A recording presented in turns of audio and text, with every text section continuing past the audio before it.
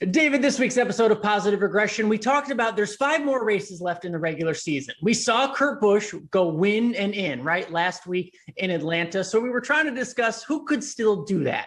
Let's take away the obvious, Denny Hamlin, Kevin Harvick. Let's talk about some names. Who could still get a victory maybe this weekend in New Hampshire?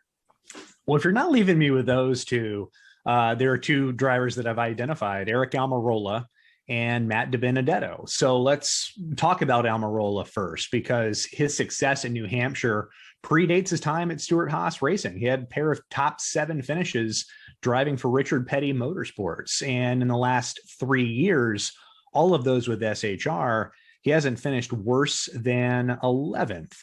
We're asking a lot of SHR. We want to see what speed shows up. The last time that we saw them with good speed on a 750 horsepower track was Nashville, and that was arguably Almirola's best race of the season to date. All right, that's the 10 car. Tell me about Matty D, because he's working with a new crew chief. He's had some good runs lately, coming off a top 10, and certainly is in that position where he's going to need a win. Tell me about him.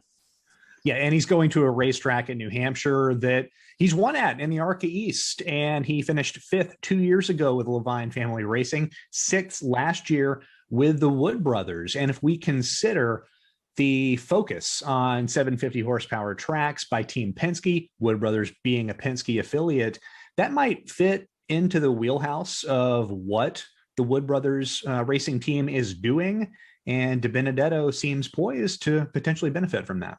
All right, it was a good discussion. The regular season is coming to a close. For a full New Hampshire preview, make sure you listen to this week's Positive Regression.